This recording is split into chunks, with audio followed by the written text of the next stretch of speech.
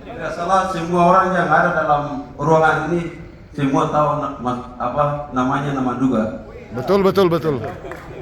Boleh tepuk tangan dulu.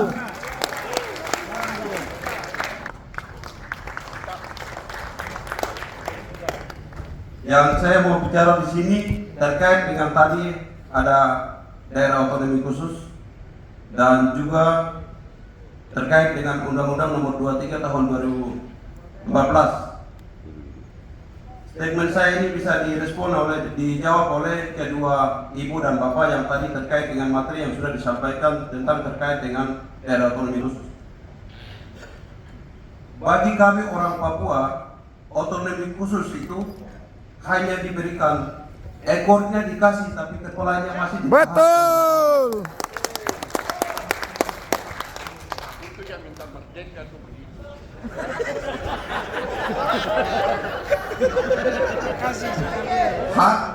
Hak dan kewenangan kewajibannya tidak diberikan kepada daerah. Termasuk dengan Undang-Undang Nomor 23 Tahun 2014 itu yang diatur 7 urusan yang masih ditahan oleh pemerintah pusat.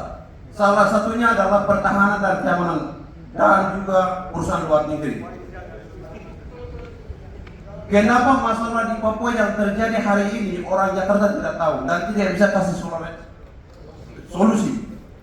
Dan orang Papua mati, orang Jakarta juga tidak tahu. Sampai dengan hari ini juga belum bisa kasih jalan.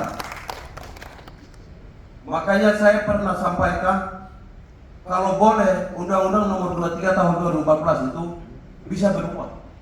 Termasuk dengan ibu tadi sampaikan bahwa pernah menjadi perumusan undang-undang. Maka saya usulkan hari ini bahwa undang-undang itu boleh dirubah dan sebagian urusan yang terkait dengan pertahanan dan keamanan boleh serahkan kepada daerah. Karena masalah yang terjadi di daerah itu pemerintah pusat belum pernah turun tangan dan selesaikan sampai dengan hari ini.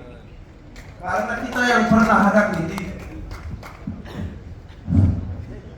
di daerah-daerah rawan konflik itu, masalah yang terjadi hari ini itu kami pemerintah daerah tidak bisa lagi negosiasi, fasilitasi atau dengan orang-orang yang pihak yang berlawanan. Karena kewenangan itu sudah dibatasi oleh pemerintah pusat. Yang dilaksanakan oleh perusahaan yang menyebut dengan perusahaan absolut. Yang hanya dilaksanakan oleh pemerintah pusat. Pemerintah daerah diberikan hanya urusan konkuren atau yang dibagi dengan urusan bersama antara pemerintah pusat dan daerah. Nah itu jadi yang menjadi catatan atau pertanyaan saya adalah apakah pemerintah pusat mampu merubah Undang-Undang 23 Tahun 2014 itu dan ada sebagian urusan yang diberikan kepada daerah supaya ada ketiga masalah seperti itu pemerintah daerah bisa tangani sendiri. Tidak harus tunggu orang Jakarta atau pemerintah pusat yang turun untuk menyelesaikan masalah di Papua. Benar. Itu yang pertama. Dan yang kedua, terkait dengan tanah otonomi khusus itu, yang tadi saya bilang kepalanya masih ditahan, hanya ekor yang dikasih.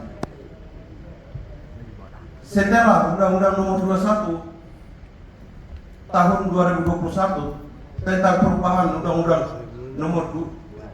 Nomor 2 Tahun 2001 itu, anggarannya sudah ditentukan oleh pemerintah pusat. 20%-nya sudah ditentukan. Ditentukan oleh pemerintah pusat dengan detail. Nah, apakah orang pemerintah pusat tahu di daerah itu ada masalah atau tidak? Anggarannya sudah ditentukan, lokasinya sudah ditentukan. Sementara di daerah itu ada masalah, anggarannya belum bisa diserapkan. Ini yang pemerintah pusat gagal untuk memahami masalah problem yang ada di pemerintah daerah. Terkait dengan situasi kondisi daerah yang seperti kita di Papua tidak sama dengan daerah-daerah lain di Indonesia. Itu Pak, alasan utama adalah keamanan. Mungkin itu Pak, itu yang saya dapat sampaikan. Biasa untuk Papua. Papua. Kakak kita sama Papua.